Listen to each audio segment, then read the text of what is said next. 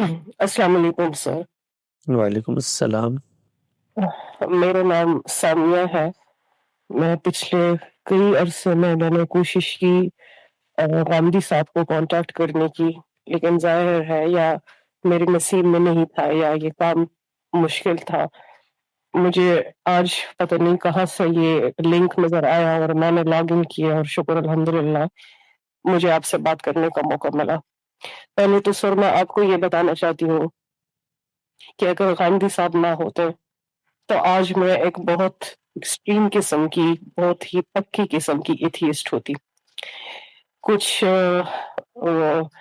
جو اورینٹیشن ہے ہمارے علم کی، جو میری فیلڈ آف اسٹڈی ہے، فلسفی ہے. آپ کو پتا ہے کہ فلسفی کی پھر اورینٹیشن ایسی ہو جاتی ہے کہ آپ بہت سی چیزوں کو کوشچن کرنے لگ جاتے ہیں، ڈاؤٹ کرنے لگ جاتے ہیں. اور پھر کچھ جو ہمارا ریلیجس ڈومین ہے، وہاں پہ جو آپ کو ایکسپلینیشن ملتی ہے وہ آپ کو بہت ان لاجیکل ملتی ہے. تو ایسے وقت میں جب میں بالکل ایج پہ کھڑی تھی، اللہ تعالیٰ نے غامدی صاحب کے لیکچرز اور ان کی کتابیں آنکھ اس کے سامنے لے کر آئی، اور مجھے اس سے بہت زیادہ فائدہ ہوا. ابھی بھی انسان ہے، جیسے میرے سے پہلے کالر نے بات کی کہ تسلی کبھی نہیں ہوتی، کبھی ایک بات، کبھی دوسری بات، کبھی غامدی صاحب کی بھی کچھ بات ٹھیک لگتی ہے، کچھ ٹھیک نہیں لگتی. لیکن بہرحال بہت افاقہ ہوا اور انشاءاللہ آگے بھی رہے گا. سر اس وقت میں نے جوائن اس لیے کیا ہے کہ میرے ذہن میں تو سوالات بہت زیادہ ہیں، بہت زیادہ ہیں، لیکن انسان خود غرض ہے میں اپنی مسئلے کے لیے، اپنی جو پرسنل کوشچن ہے، میں اس کے لیے آپ سے بات کر رہی ہوں. سر میں نے بہت اسٹڈی کیا ہے، میں نے بہت کوشش کی کہ میں اس سوال کا جواب معلوم کروں کہ یہ قسمت اور تقدیر کا کھیل کیا کھیل ہے، اس میں انسان کی دل کتنی حد تک ہے، اور باقی جو ہم کہتے ہیں کہ ہم اچھی اور بری تقدیر ساتھ لے کر آتے ہیں اور اس پر ایمان لے کر آتے ہیں. تو اگر ہم اچھی اور بری تقدیر اپنے ساتھ لے کر آتے ہیں تو no matter how hard we try, ہم اس کو نہیں چینج کر سکتے، نہ اپنی محنت سے چینج کر سکتے ہیں، نہ اپنی دعا سے چینج کر سکتے ہیں، نہ اپنی عبادت سے چینج کر سکتے ہیں. ایک میرے یہ سوال ہے. دوسرے میرے سر یہ سوال ہے کہ اگر اللہ ہے، اور مجھے پتا ہے میں بہت یہ پڑھائی کر چکی ہوں کہ وہ آل مرسیفل نہیں ہے، اس کی بہت ساری ٹریٹس ہیں اینڈ آل دیٹ، لیکن پھر بھی میں ایک سوال پوچھنا چاہ رہی ہوں کہ اگر اللہ ہے تو کیا واقعی میں وہ ہمیں سنتا ہے؟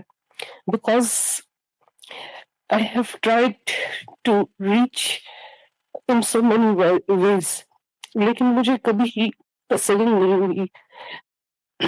میں یہ کہنا چاہ رہی ہوں کہ do we really not matter at all in his grand scheme of things؟ Are we really that insignificant کہ ہمارے جو مسئلے ہیں، جو ہماری پرابلمز ہیں، جو ہماری مشکلات ہیں، جو ہماری ذہنی اضطراب ہے، وہ میٹر نہیں کرتی؟ ہم کسی طریقے، وہ ہمیں نہیں سن رہا، ہم کسی طریقے سے اس کو اپروچ نہیں کر سکتے.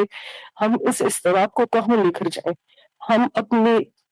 ہم کیا کریں کہ ہمیں تسلی اور سکون مل جائے؟ ایسا کیا نسخہ ہے کہ ہمیں سکون مل جائے اور ہماری ہارڈ شپس کم ہو جائے؟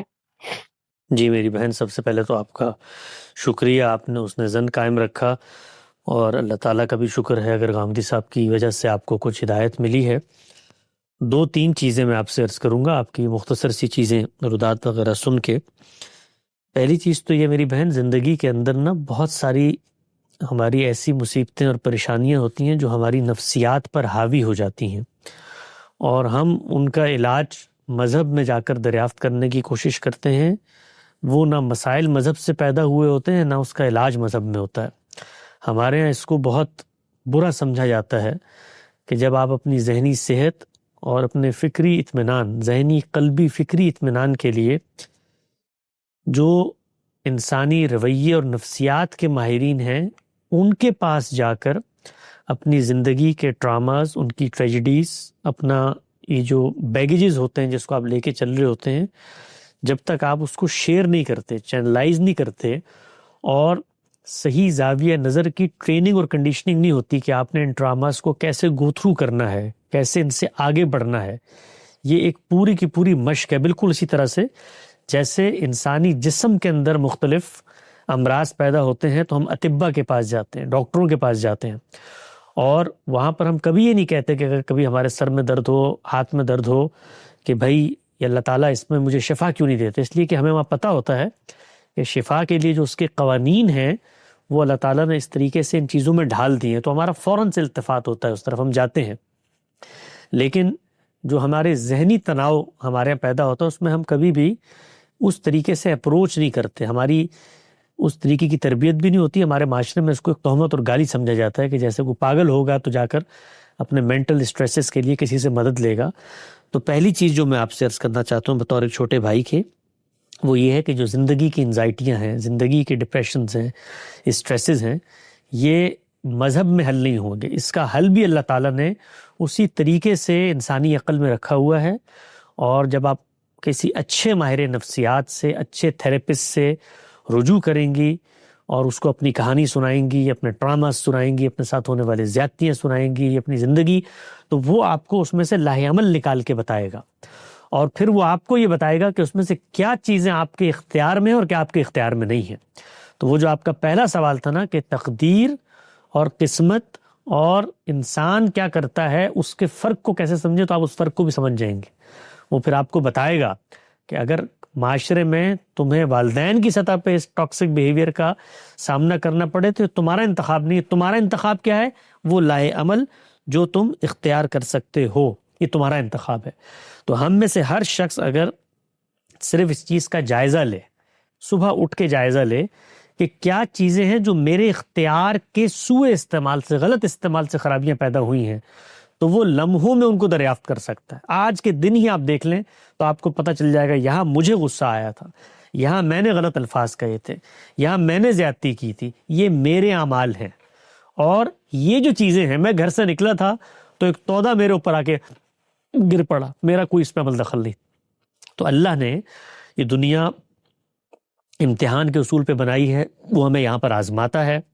اس آزمائش میں اس نے بھی ہمیں مصیبتیں دینی ہیں، اور بسا اوقات وہ بڑی مصیبتیں بھی آ جاتی ہیں، لوگوں کو عبرت کا سامان بنانے کے لیے بھی ہمیں استعمال کر لیا جاتا ہے، وہ سب کچھ ہوتی ہیں، لیکن پھر مجھے یہ اطمینان ہوتا ہے کہ یہ میرے کسی ہاتھ کی برائی نہیں ہے، یہ اللہ نے مجھے منتخب کر لیا ہے اس آزمائش کے لیے، شاید لوگ مجھے دیکھ کر اس کی طرف لوٹ آئیں۔ تو یہ فرق نمایاں ہونا شروع ہو جاتا ہے، اور پھر اس کے بعد اللہ کی کتاب سے ہم ایک وابستہ زندہ تعلق بناتے ہیں، لو لگاتے ہیں، اس کو آہستہ آہستہ پڑھنا شروع کرتے ہیں۔